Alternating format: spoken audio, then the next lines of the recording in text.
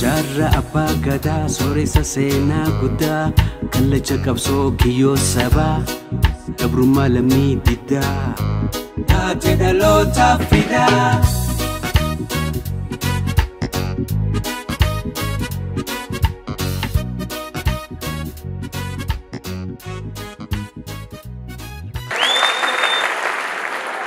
Kabajamo Aadde Caaltuu Saanii Ministeera Misooma Magaalaa fi Bu'uuraalee.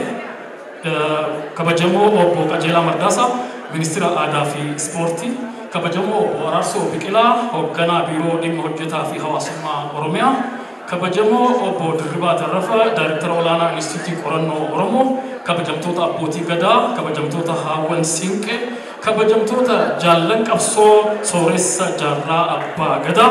Kabajamtoota obboleewwanii fi firoottan dhiigaa. Kabajamoo Gooticha Jaarraa Abbaa Gadaa. Akkasumas jaalattoonni dinqisiifattoonni Jaarraa Abbaa Gadaa fi keessummoonni as geessan baga nagaan dhuftan. Ladies and gentlemen, today is a special day, unique day. You know what? We're praising our hero and heroines, in fact. Behind him rallied great Oromo heroes and heroines. Today, we are here in Finfinne, the capital, due to the sacrifices they paid for us.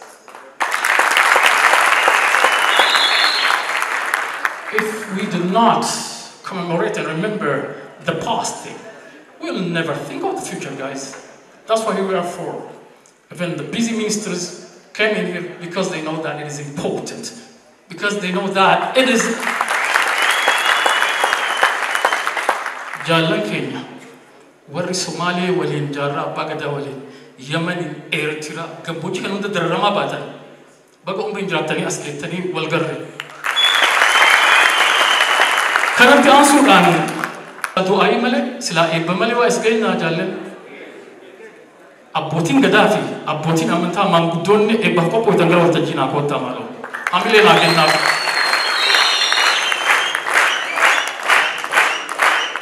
السلام عليكم ورحمة الله وبركاته. نجا والتاني الحمد لله.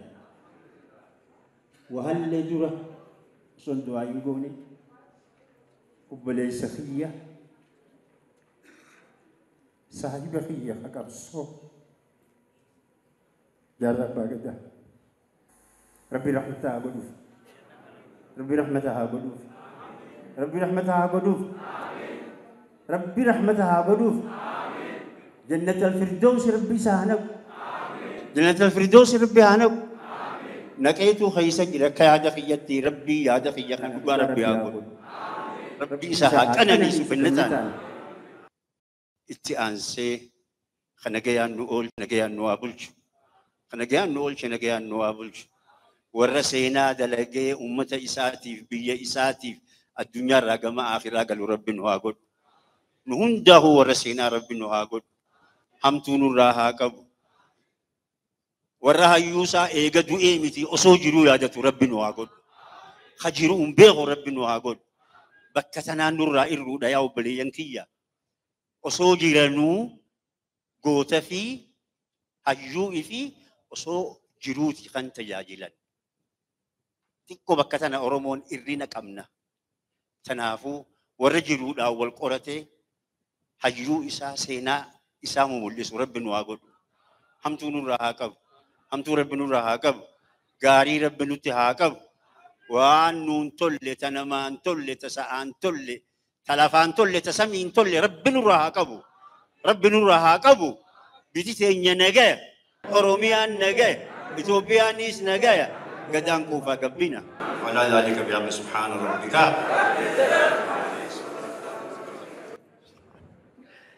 بسم الله والحمد لله والصلاة والسلام على رسول الله صلى الله عليه وسلم.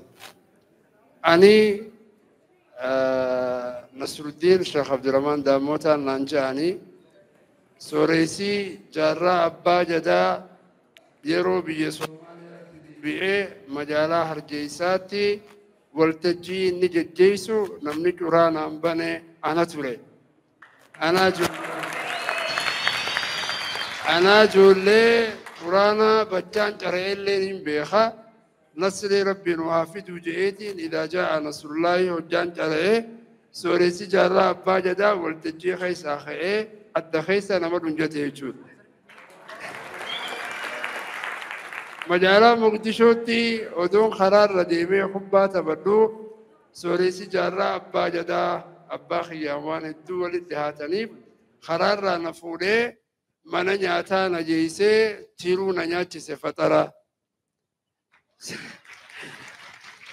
ربين من إيسا أنبيوتا وجه ربي هاجدو جنة الفردوس ربي إيسا خنو رجان إيسا حيني إيسا وريجمني إيسا تفسون إيسا إسن أمتا فدجي تنرت رجع لجي ربيني أتا والتتم في حتا في خير لان تفساوي والتجين تنجاري إلى ربين ولا فودو ورا والتجيت أنا تبعيسي كتاب نخناته رب جزاء ساني أخفر رام ستوتو تيما نسين دبر فتشو فدا والجين أتنا لجيسو سوريز نمني جزي دوي وان إني أدو جيرو درجون دن ديني إيجا دوي درجة نفجاني عبرين سوريز جارة أبا جدا چالي چلنجوتي نوهادي بيتو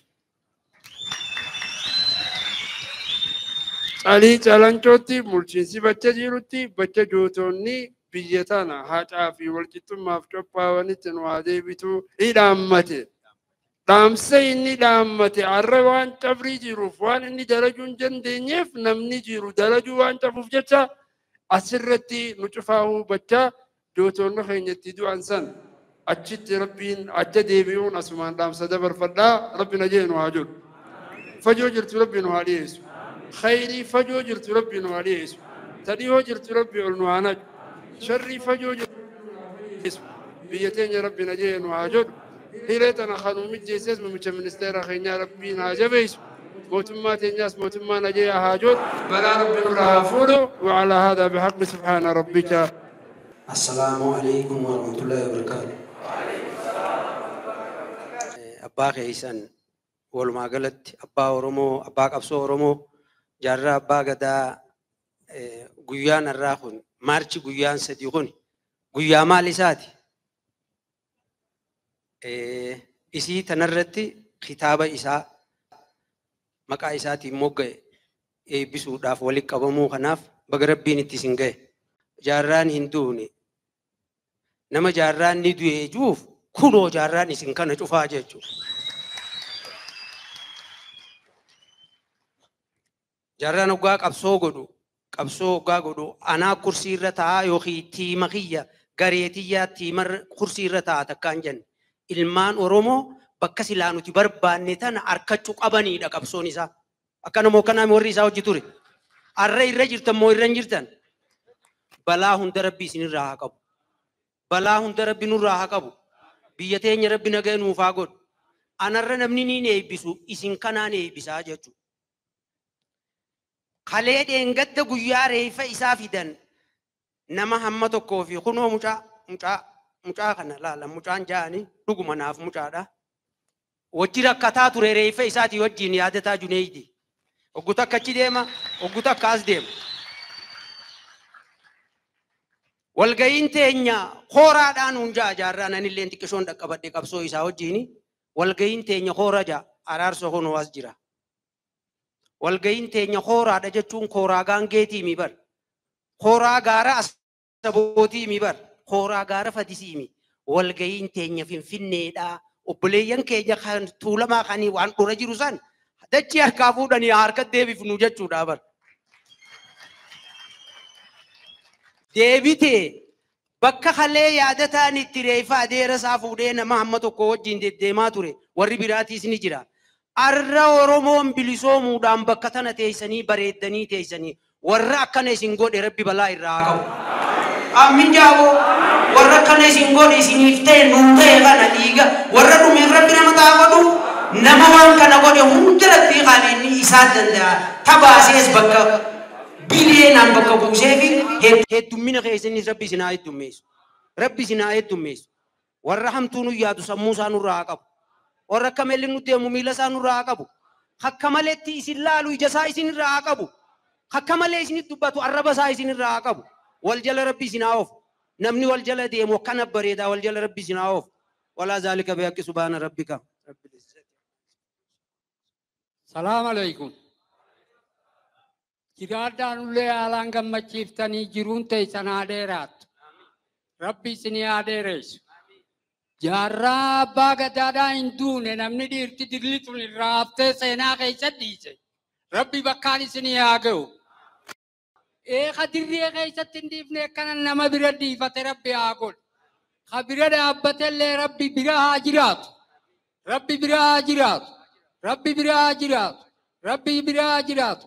موتما خينيالي كانت نغمتشيس إسا آغمتشيس ربي آغمتشيس ربي آغمتشيس ربي آغمتشيس قرى قدا سيدا ملكا سناغول قرى قدا سيدا ملكا ربي سناغول ورمو ربي سناجراتشيس دمتني جراتني ربي سناجراتشيس ربي سناجراتشيس ربي سناجراتشيس وفا قبنا قبي سيورمو ani waa jaalawwan qaqqaalii hayyoota na dura eebise isinitti hin baay'isu. Oromoo waan jiru jechuun ta duratti dabartee isinitti isiniin jechuu barbaada. Duubatti akka hoolaa rabbi isin haa gabbisuu jaan. An akkasiin deema. Ammumarraa jalqabeetu rabbi isin haa gabbisu. Ta fuulduraa rabbi isin haa gabbisu jechuuf hin deemaan. Hunda keessanuu rabbi isin haa gabbisu. Waa'ee sooressa jaarraa abbaa gadaa yoon kaasee ani namni na duuba jiru waan himu malee ifimuun barbaadu seenaa abbaa ifime jechuun danda'u nama hayye allani sooressa jaarraa abbaa gadaa nama afurii wajji nama gooda keessa wal jijjiisan.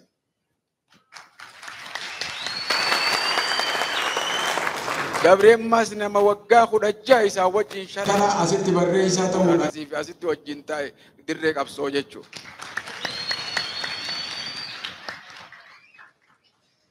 Jaarraa abbaa gadaa baay'ee goota.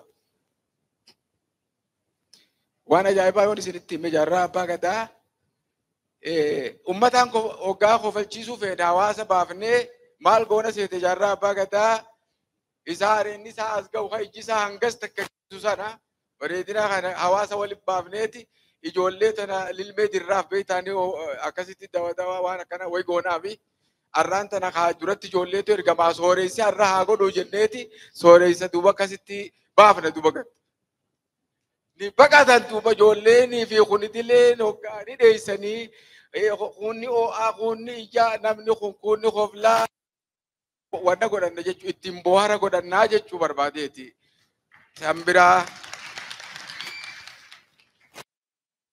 isiniim hoosum dayneeti ganda laallee hoosum irraa deemnaa bariisaa gobeelle kana gabbuunee gara boruu qarsaa jaaniini achitti afaan gaaraa akkanatti duuba ciciifne qaaxira bullee gaara qajimaa jaaniif jira gaara qajimaa xiqqootti boqanneeti gabbuun amma qoraan dhaqachuudhaaf warri keenya yaa baadiyyaa ni beektan ka nuti ilmaan baadiyyaati duuba akkasitti qoraan dhaqachuudhaaf hawwan dhufan hawwan osuma kanatti yaa'u jiranuutu duuba aaddee maal agarte jette wayaan hin beeku jennaan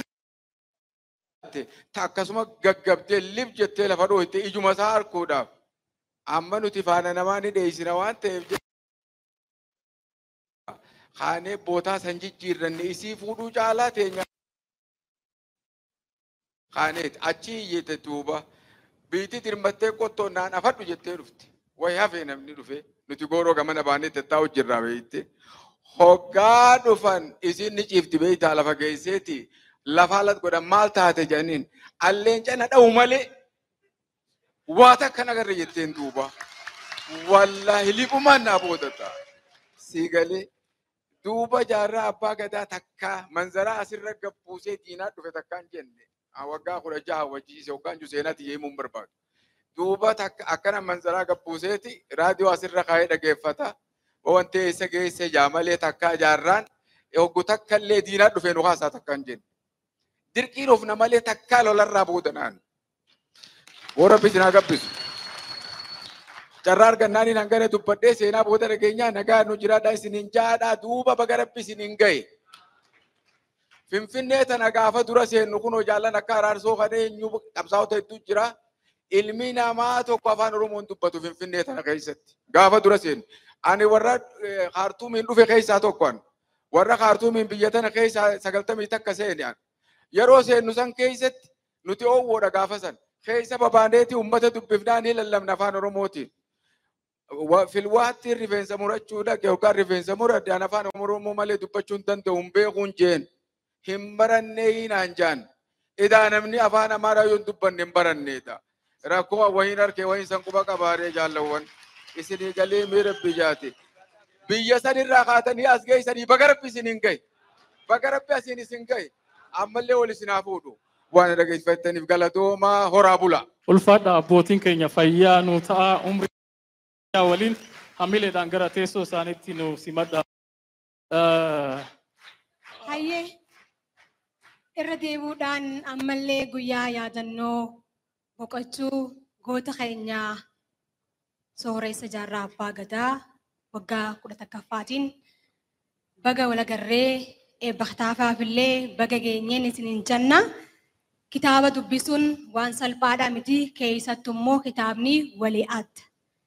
Kitaaba gootaa seenaa isaa haala guddina isaas adeemsa qabsoo hunda qoratanii qindeessanii bifa kanaan dhaloota dhufuuf ol kaayuun yeroo barbaadaa haamilee barbaadaa quuqama barbaadaa antummaa barbaadaa san hunda keessa dabranii immoo akkamiin maxxansan yoo jenne ilmi sabaaf dhalate hoggaanii fi if bira dhaabbatee akkasiin nama walitti qabee guyyaa kana yaadannu galata jannaan malee maal jannaan maal jettan isin?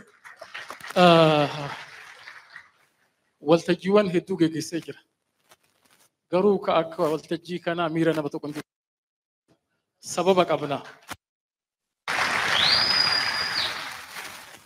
As dhaabbannee hooggantoota keenya olaanoo fuuldura dhaabbannee waa'ee goota biyya keenya goota Itoophiyaa ammachuu har'a finne kana goota sanni irraa edamee dhufe waan ta'eef santu miira keessa nama galcha waan ta'eef hamilee naa kennaaf.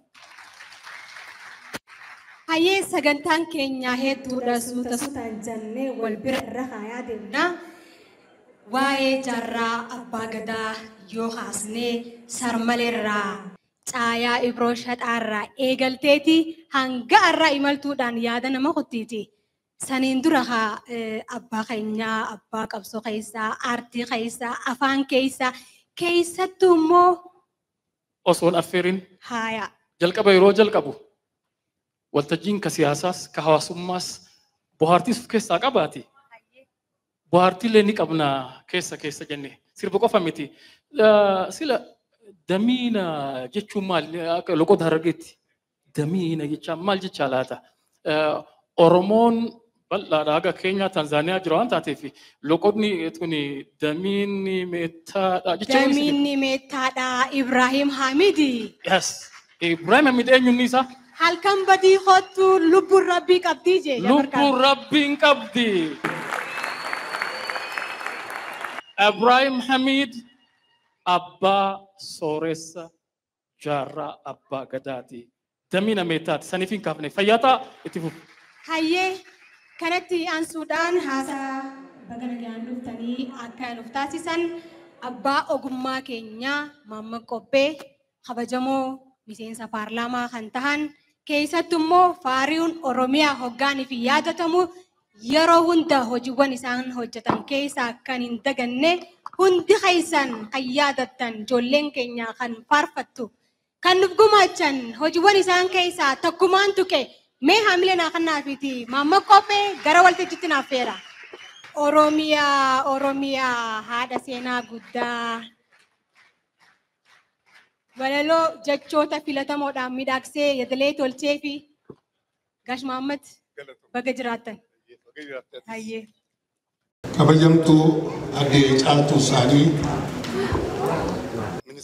Ministeera Manneenii fi Konistiraakshinii Rippaabilika Federaalawaa Dimokiraatawaa Itoophiyaa kabajamoo obbo Qajeelaa Mardaasaa Ministeera Aadaa fi Ispoortii Rippaabilika Federaalawaa Dimokiraatawaa Itoophiyaadhaa kabajamoo obbo Araarsoo Biqilaa hoogganaa biiroo hawaasummaa naannoo Oromiyaa kabajamoo obbo Dirribaa Tarrafaa daayireektara olaanaa Inistituutii Qorannoo Oromoo akkasumas kabajamoo obbo Taaboor Waamii dura ta'aa waldaa qorannoo Oromoo Abbaa Gadaa Abdurazaaq Pooliisa keenya hangafa abbootii gadaa manguddoota hayyoota beektota dargaggoota shamarran qabsaa'ota buleeyyii warra amna dheertuu tana keessatti qooda qabu warra ammaas fagoodhaa Awustiraaliyaa irra dhuftan argeen jira Awurooppaa irraa nama dhufe argeetiin jira bakka hundaa'u warri dhuftan xiqqaa guddaan waamicha keenya kabajanii obboleessa keessan abbaa qabsoo Oromoodhaa yaadannoo isaatiif kabajaa guddaa kennitanii dhimma mataa keessanii dhiiftanii fagoo dhiyoorraa asitti argamuu keessaniin baay'ee gammannee jirraa baga nagaan dhuftan. Akka Oromootti guyyaan har'aa kun guyyaa addaati. Guyyaa kana irra gahuudhaaf waa hedduu keessa dabarre. Har'aan tana qabsaa'ota waggaa bardhibbee tokko ol Oromoo asiin gahuudhaaf imala taasifamaa ture, bu'aa bahee ture keessatti wareegaman, dadhaban, kan maqaan beekamu, kan maqaanis hin beekamne, ka abalu jedhanii har'aan tana maqaan hin yaamamne baay'eedhaatu jira. Warra du'a moo'ee lubbuudhaan jiraachuu baatanis maqaa guddaa qabatanii maqaan isaanii seenaa ta'ee maqaan isaanii onnachiisaa ta'ee barsiisaa ta'ee kitaaba ta'ee qabsoo keenya kana cimsanii asiin nugan warra akka jaarraa abbaa gadaadhaa sadarkaa olaanaatti laallaa carraa kanaan osoo waa xiqqoo hin dubbanne dura wareegamtoota qabsoo keenya asiin gahuudhaaf lubbuu isaanii kennan kan beekamanis kan beekamnes warra imala kana keessatti wareegamaniif hoggi takka bakka jirru ol kaanee kabajaadhaan yaadannoo samma kuguutu nun gaafadha.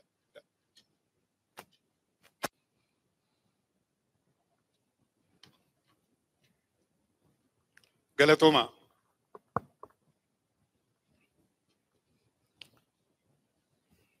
Har'a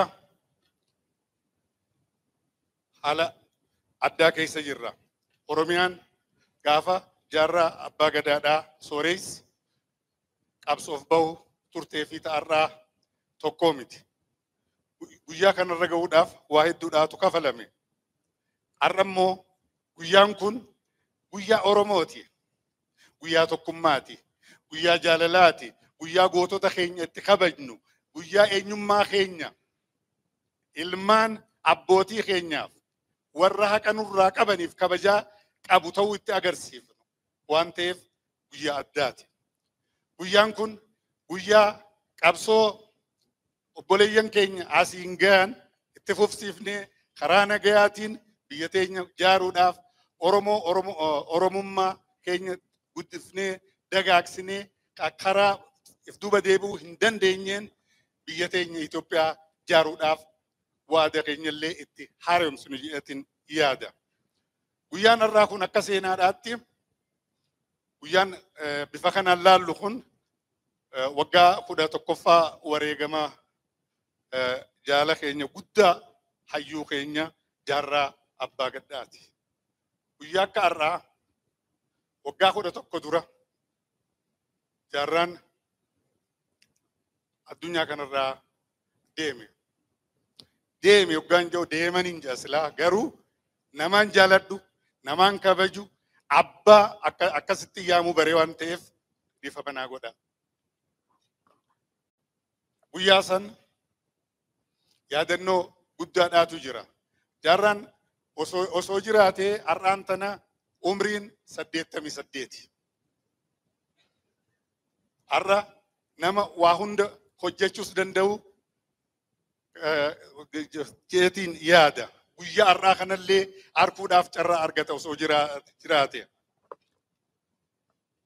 Jaarraa abbaa gadaa biyya kanaaf waan inni godhe uummata keenyaaf waan godhe osoo hin ibsine dura guyyaa har'aa waggaa 11 dura wareegamee biyyatti hoggaa dhufu waan nu mudate biyya qabsaa'eef uummata qabsaa'eef biratti maal akka mudate xiqqoo yaadachisuun barbaachisaa natti fakkaata. Kar tokkoon isa biyya alaatii akka nafne biyyatti finnee awwaaluun sababa obboleessa keenya yaadataatiin carraa kan argachuun gammachuu guddaadha. Yaadataan dhugaa dubbachuudhaaf jaarraan akiramanii deemanii hoggaa dhageenyu hogganoota naannoo Oromiyaatti ibsinee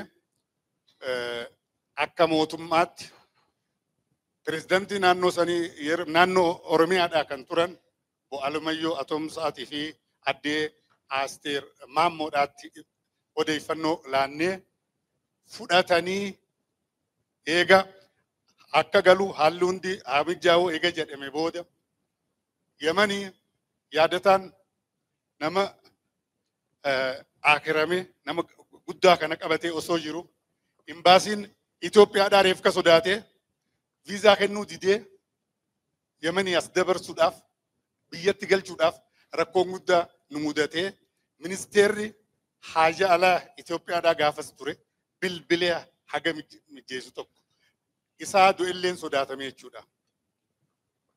Uumaa isaatiin sodaatamaadha, leencaa jabaadha. Gaafasis bifa saniin yaadataan yeroon booleetti simannu mucaa xiqqaa tokko yaadataa kanan beekuu dhugaa dubbachuudhaaf mucaa xiqqaan tokko sanduuqa guddaa san qabatee hoggaa dhufu ni ajaa'ibe. Garuu mucaa sammuu guddaadha, yaada guddaadha, nama guddaa nama sooressa goota keenya biyyatti galchee qaanii irraa nu baase. Akka ummataatti akka sabaatti qaanofni hafne turre silaa dubbisun ta'uu baatte. Eega galchine booda immoo ani har'aan tana baay'een keessan ijoolleen Harargee keessaa as jirtan warri Harargee gaafas bulchaa turtan hedduun isinitti gadde warri jirtan. Hedduudhaan gadde sun yeroo hunda dubbadheen beeku har'aniin dubbadha. Asii sooressa fuunee Direedawaa xayyaaraan hoggaa bu'u an halkan ka'eetiin xayyaara dura dhaqeetiin achi jira makiinaadhaan. Direedawaa masgidatti galchinee deemee watar deeme. Wataritti hoggaan deemu ijoolleen hogganoonni keenya achi turan. Karaa biraatiin warra saba biraa kakaasanii nama ijoollee teessan fixe akka jechuu tokkotti qabsaa'ummaa isaa gara biraa jijjiiranii kunoo ummanni kanaas ummata kanaas bulchina ummanni gaddee kunu gadda taa'u jira. Yoo dhufe magaalaa watar keessa akkan seenne cinaa seenee akka gara mana abbaasaa seenu malee magaalaallee seenuu hin danda'u. Ati hoo akkamitti kaayyoo kee dhiifte maal kee dhiifte nama akkanaati hojii akkamitti dhufte jechuudhaan waan na mudate falmii na mudate hedduu yaadadha. Baay'een gadda. Garuu makiinaa dura deemtu itti bilbileetiin hoggaa dhuftan magaalaa watar keessa gara gaggalaa deemaati. Akka gaariitti bakka isaan didansan akka fenne godhaatu deemaa jeetiin yeroo awwaalamu garuu akkaan dubbadhu na afeeranii haala akkasii achiisan hundi afaan kiyya eega waan ta'eef jecha karaa addaatti anumaa hulaalanii sodaadhee lakki keessan wanni dubbattan ni gaa jeetiin dhiisee osoo mana san teemira tokko afaan kaadheetiin osoo mana deebi'ee warraanillee hamma warra keenya warri kuni osoo asirritti ittiin dhaammatin hin jajjabeessin finnetti hin gala jeetiin ka'ee natti dhiitee ciroo bule. Maamma calloo kun as keessa jira wajjin turre. waan akkasii keessa dabarree har'aan tanammoo sooreessaaf kabaja akkanaa goonee dirree kanarratti Finfinnee irratti bifa kanaan yaadannoo isaa hoggaa kabajnu har'aan tan guyyaan sun silaa har'a ta'e na jechisiisa.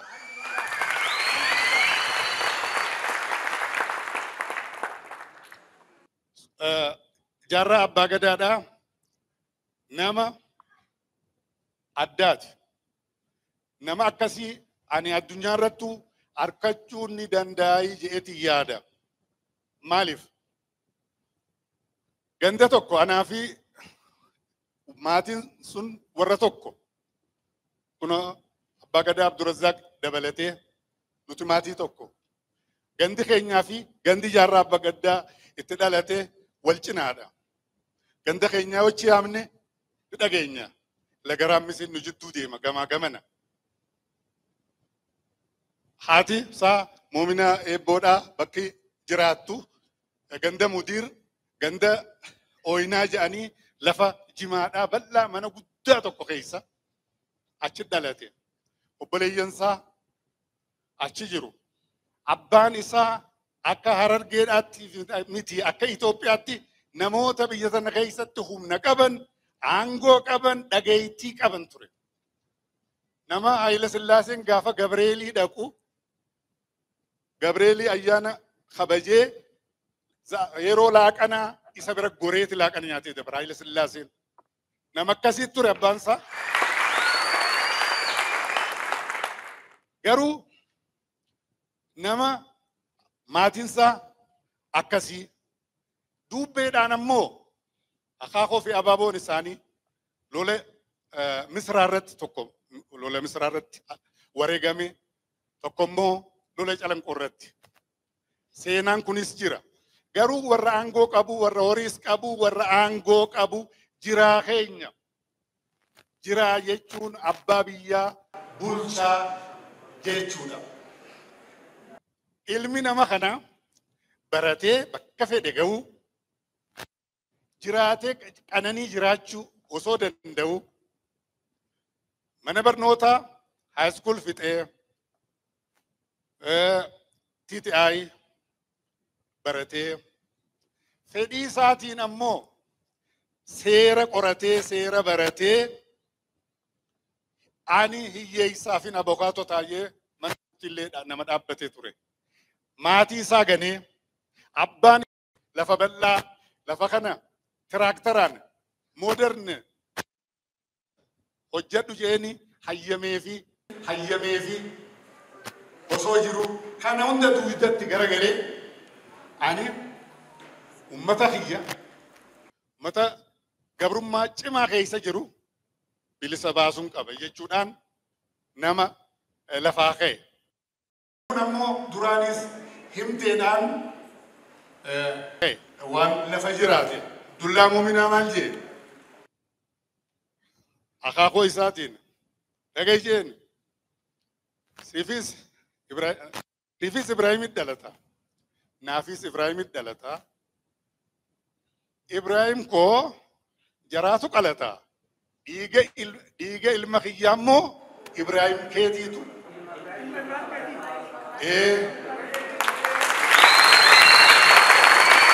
Dhugumatti guma kafal ta'eeti namni kun guma kafali nama Rabbi ummata keenyaaf erge. Bara barbaachisaa ta'e keessatti Oromoon nama ta'ee jiraachuudhaaf itti fufuudhaaf gurmaa'uu, jaaramuu, dhaaba qabaachuu, sagantaa qabaachuu, hojjechuu qabsa'uu ni danda'ama.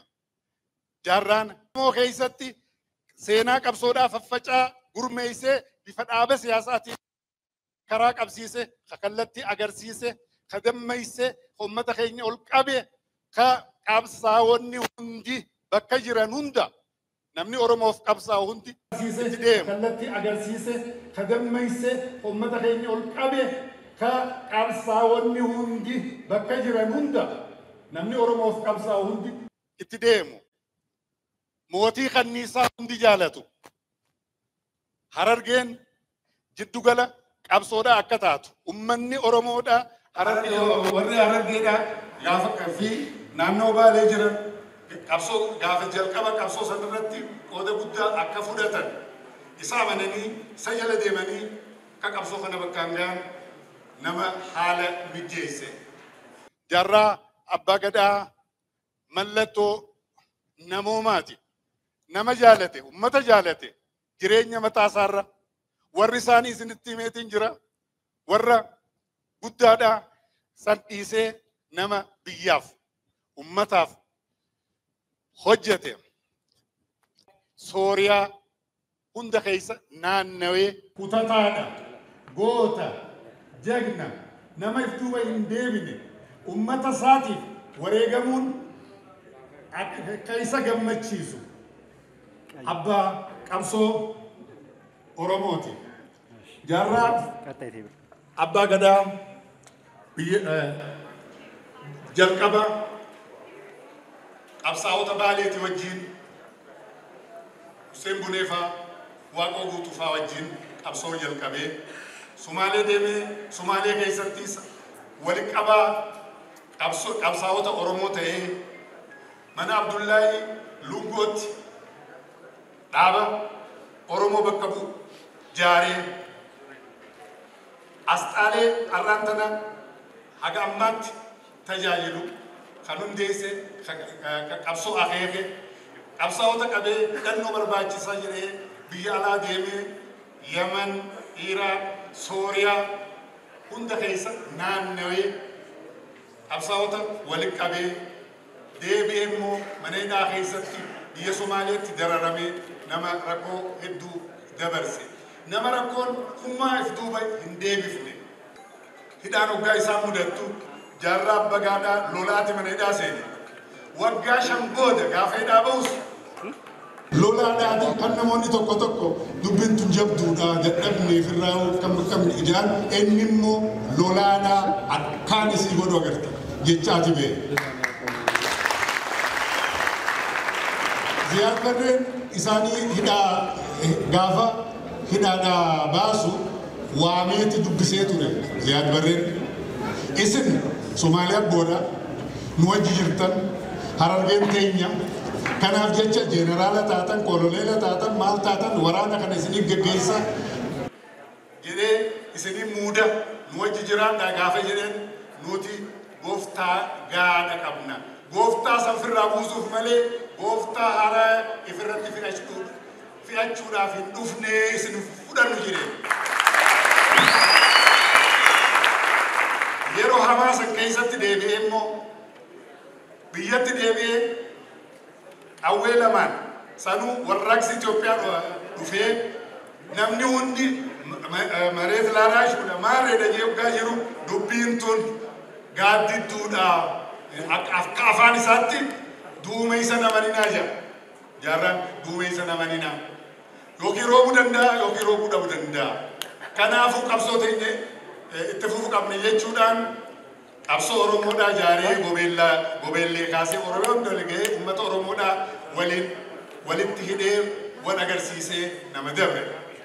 Nama gaafa dhaaba adda bilisummaa Oromoo keessatti garaagarummaan uumamte olola farra tokkummaadhaa isarratti geggeeffameen aaree mufatee dhaaba sanis dhaaba jaaree guddisee bakka ga'e dhiisee keessaa ba'ee deebi'ee dhaaba haaraa ijaare. Gaaf tokko gaafa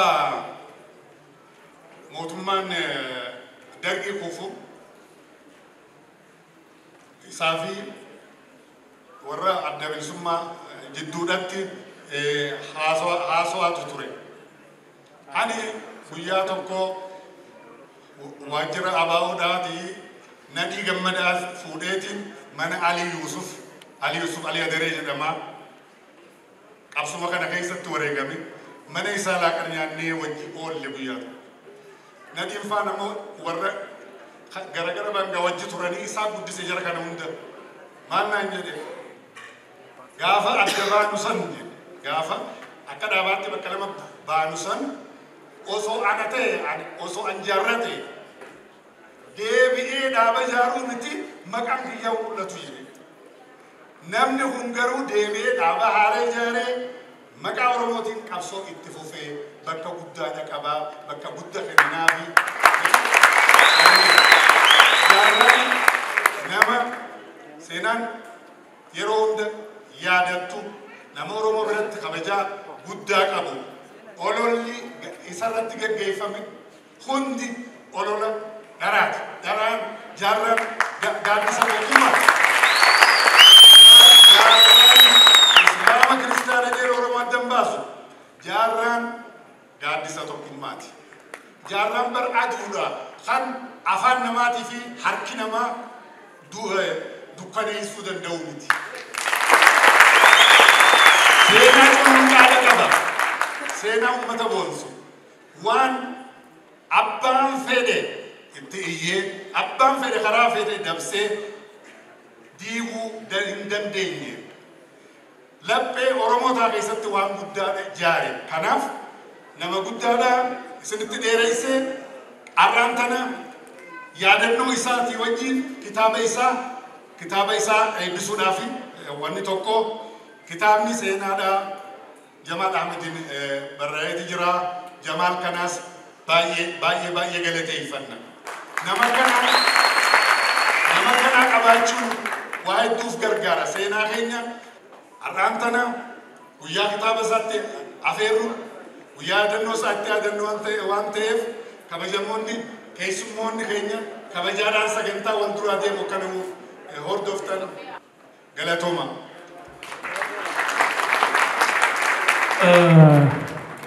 Kabajamoo obbo Muhammad Ahmed yookiin Muhammad Ope artist Muhammad Ope walu Muhammad Ope hamle rahega gaazexeessa ifama guddaa goota jedha goota artisti gaazexeessa isin jedhanii sanumaaf isii jedha aantummaa qabaa kiyyaa jechuu waan taateef gootota isaanii akkuma jenne bohaartinis jira walistoonni keenya kan akka Farhaan Sulee Farhaan Baddeessaa Baddeessaa akkasuma immoo Elemo Ali Dr. Elemo Ali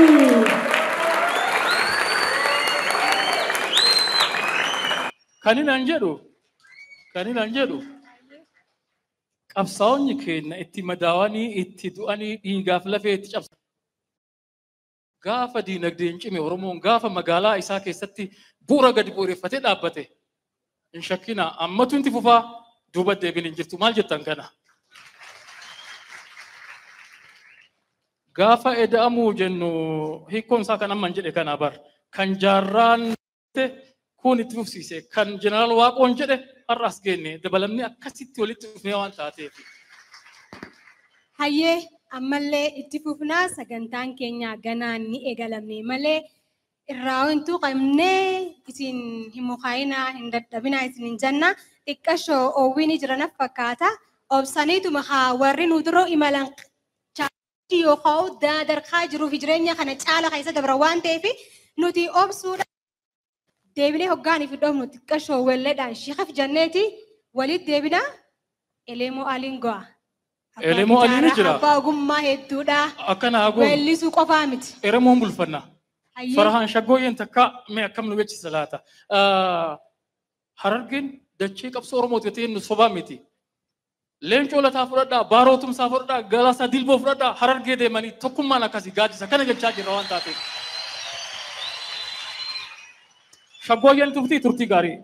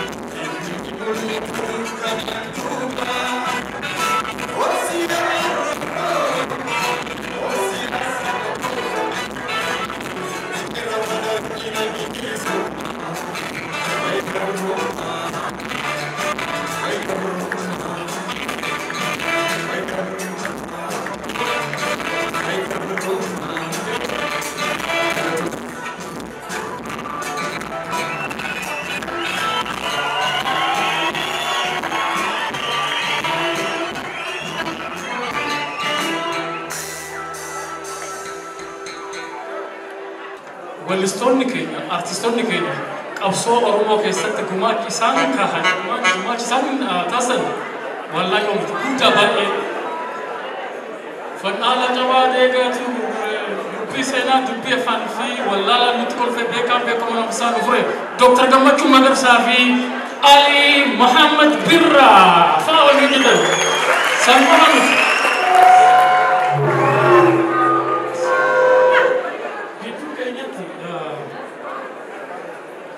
Mahadi Sheekhaa fa'aa jira. Elemoo fa'aa jira.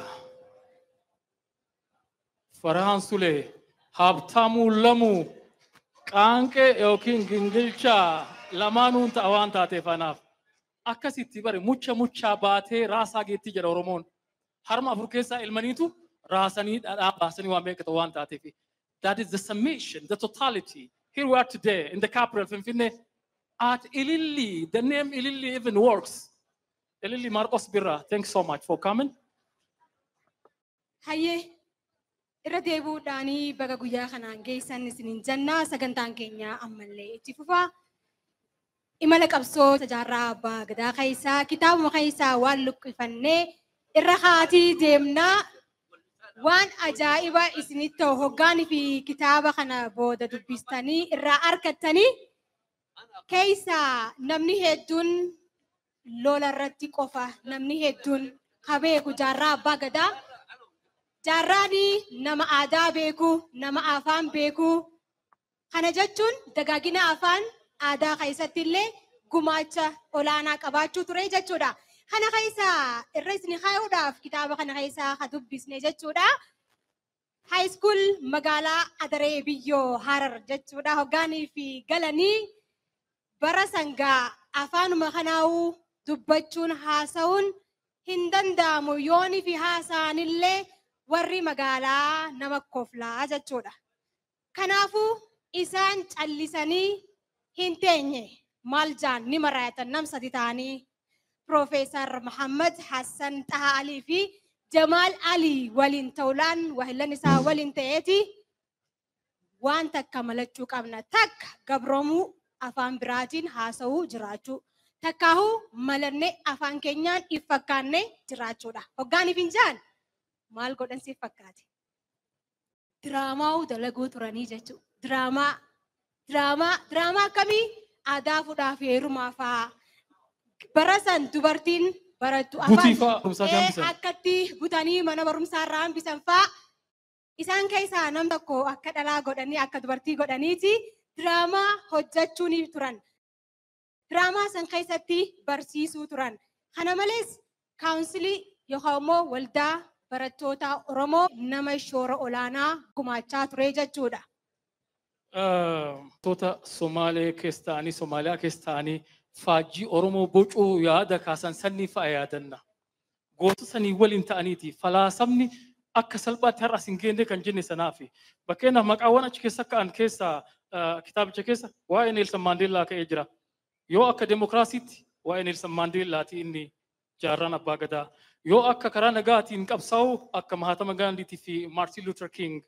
Yoo akka ammootu lolanii cimanii faccisanii diina biyyaa baasu taate immoo akka Umar Muktaar Liibiyaatii jedhanii barreeffamee jira kitaaba keessa.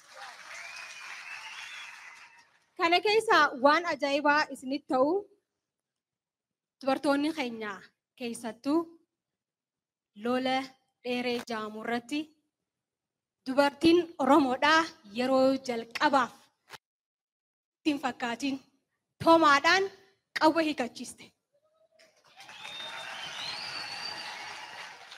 Dubbii kaasa dubbiin gootaa keenya kaasamee dhumu waan taateef kaleessa ayyaana Adwaa kabanye eenyu akka ta'in beektan Adwaa kan har'a mirga har'a geenye nu geesse eenyu akka ta'in beektan isinii bari maal taatan ka ormaati isa hin dogongore yoo dogongore na offolcha hin dogongore ammoo gootota biyyattii yeroo sana waraana hooggananii diina faccisan keessaa 12 keessaa 9 Oromoota maal taatan maal sodaatan dubbadhaan dubbateemi biyya ijaarre malee biyyan diignee jechaa jirra bara.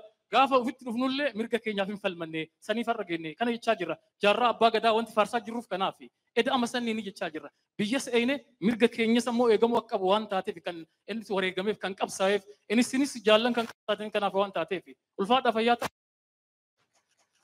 Hayyee jechama yookaan haasawaa takka inni irraa jee tokko. Nuti ceenaa hoggaanii fi kutaa 12. Adaree Biyyoo irraa xumurate silaa akka ilma sooressa tokkotti bashaashaan bashannanee bakka fedhe biyya keessaa hanga biyya alaa bakka inni barbaadu deemee nama barachuu danda'u ture. Garuu inni maal jee ani ilma saba gabroomeeti. Walaleessituu Seenet Gizaachoo gara waltajjiitti naaf dheerasuu.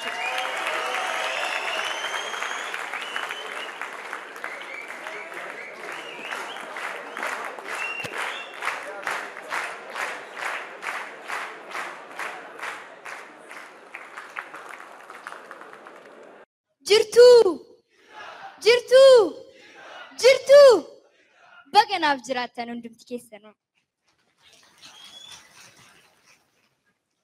Hortee Oromdiroo ilmaan abbaa gadaa abbooliin haadholiin sabni ulfoo hundaa kan alaaf kan keessaa xiqqaa hanga guddaa hundumti keessanuu warri nuuf argamtan yooyyaa anaa dhufu baga nagaan dhuftan. Waamicha yaadannoo goota qabsoon dubbataa akkamiin irraa hafu seenaatu nu komata.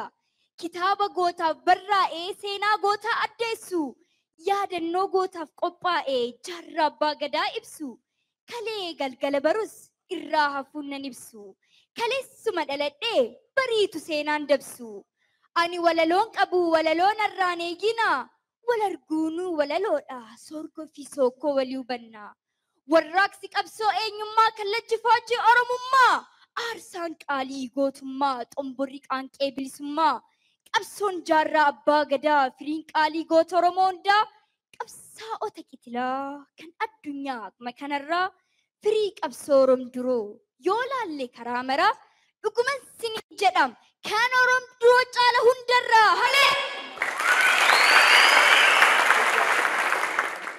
Bakkalchi Harargee rasaasni gaara mul'ataa sooressi ulfa Oromoo hundeessaan qabsaa'otaa dagaagsaan aartii Oromoo raajiin abbaa mul'ataa riqichi tokkummaa Oromoo waloomsaan qabsaa'otaa mallattoo eenyummaa Oromoo hayyoo obsa odaa ifoomse jeneraal Taaddee Birruuf waaqoo guutuu michoomse goota gootota Oromoo kayyoo tokkoo firiirse leenci Afrikaa Oromoo bilisoomse gootichi goota jaarraa seenaa Oromoo olkaase jaarraa abbaa gadaatiin kan bilisummaa labse mitiire.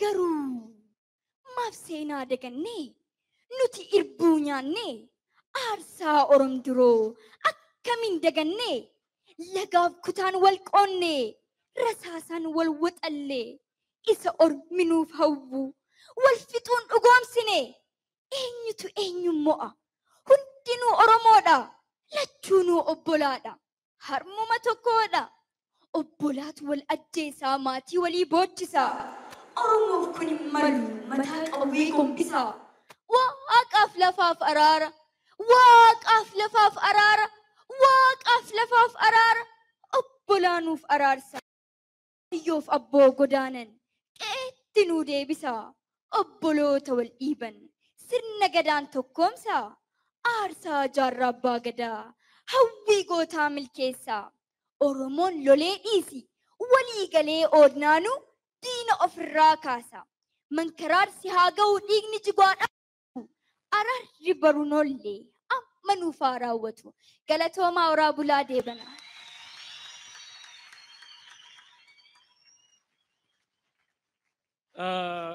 Yeroo hundaa waltajjii adda addaa irra waan kaasuu ammallee kaasuu qaba. Akka Mahatma Gandhiin jedhu tokko, if you educate a man, you educate only one person. But if you educate a woman, you educate the whole family. Dhiira yoo barsiifte akka nam tokko barsiifteeti, dubartii yoo barsiifte akka maatii guutuu barsiifteeti. Shamarran keenyaa barsiifnu itti haa cimnuu jechuu barbaadeeti. Jechatu na hanqatee yeroo hundan jaa dhugaa dubbachuudhaaf Rabbiin nuuf haa guddisu. Hanumaan jaa. Kanatti aansuudhaan dura taa'aa koree eebba kitaaba kanaa kan ta'an kabajamoo obbo Adam Abdallah gara waltajjii haa dhufan. Adam dhalateen gaa eebba kitaabota hedduu qindeessuudhaan kan beekamu araasitti ol ba'ee waan jiru dhaggeeffannaa ergasaa. Dargaggeessaa koree gootaa kana kan qindeessu waan ta'eef kabajamoo wanti jedhamu sanaa fi dabtara kootu hin jenneen ilaali. Qallama isaatii fi immoo lama qaba. Mucaan gara waltajjii akka nu dhufu hamilee naa kennaaf dhufaa jira.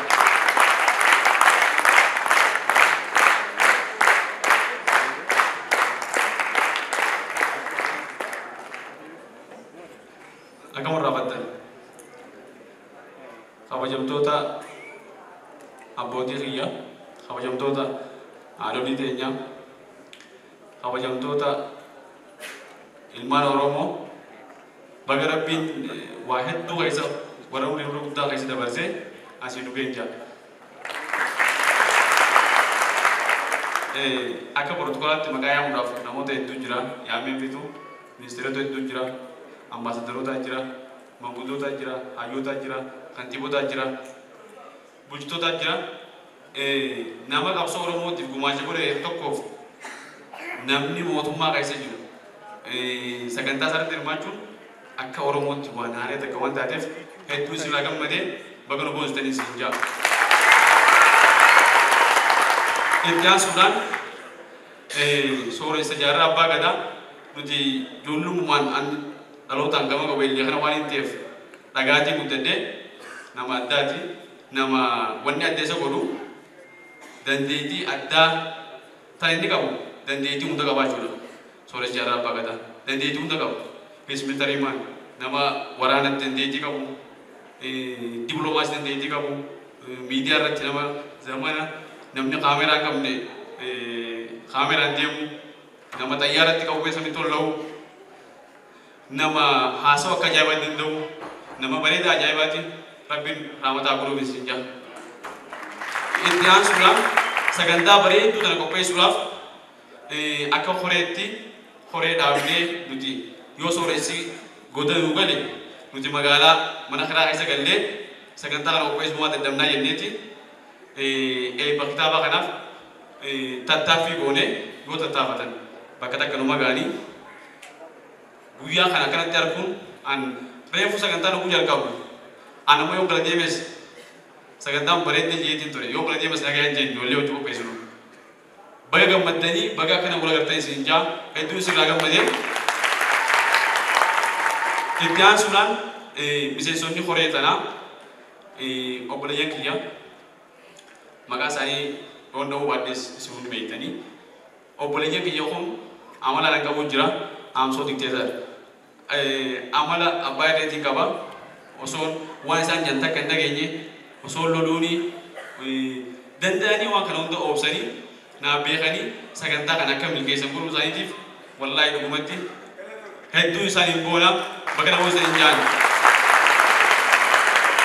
dhumarratti obboleessa keenya yaadatan rabbiin isa kana andiyoo tana guyyaa inni sponsor nu ta'u maquma sooressaa kanaawu sooressa rabbi raamataa godhuufi yoo yaadataa kan inni wayiin jeen maquma kanaawu sooressa yaadataa yoo ta'e maal dura gata sooressa yaadataa yoo jenneen obboleessa keenya hedduu galatoonfannaa wallahi hedduu dhagama hanga barbaadan naan jee hanga barbaadan kun kannu achi ol wanni nama gammachiisu hin jiru. Yaada meeqaan tam qabnu qalamaa fi waraqaadhaan waliin rigaa ol ka hojiirra olii jiru dandeettii gartee faayinaansii jecha yaada keenya san akka nu keessatti masheen reemee san nu lalchiise obboleessa keenya kun rabbiin lafa guddaa kan kana malees obboleeyyan keenya hedduu jira warra mastermind kajaniin nu duuba nuti ijoolleedha ergaadhaan ni fiina warra nu ergatu jira warra gartee kaayyoo abbootii keenya kanatti akka sochoonu nu godhu jira obboleeyyan keenya kun waan gaarii nu dhufne waan bareedaan dhuftanii waan hin taane yoo dhufne ijoolleedha abbadhaa isin ijoolleedha ammaan dura fudhadhu hin jiru abbaa keenya abbaa gadaa ammaan dura wajjin dhoobbara dhageetiin yaada kanaa haasee fi mucaa ammaan dura wajjin turtee naan jee rabbi umrii nu adeereessu. Itti aansuudhaan obboleettii teenya Fariyaa Aliyyi waan kanarratti hedduu taphannoo jaallatee hedduu taphannoo jaallatee yaada kana gonfitu akka yaada naqa isitti masheen yaada kanarraa baaftee namoota biraatiin nu geessee yaada kana baaftee bakka kanaan nu ga'uudhaaf hedduu galatoomin jaanii adde Saaraan miseensa horeeti abbaan keenya maamma Qophee miseensa horeeti adde Caaltuu isaanii ministeerri aadaa turizimii obbo Qajeelaan waamicha keenya kana nu qeebalee sochii hedduu goone hundi nu milkooyte as ga'uudhaaf laayaan akka ilma keessanii tokkotti hedduun isin irraa boone bagaan ilma keessan ta'e fuuldurallee ilma keessan gaarii akkaan ta'u du'aa inaa godhan isin hin jaa hedduu galatoomaa kanumaan jaa. Adam dhalate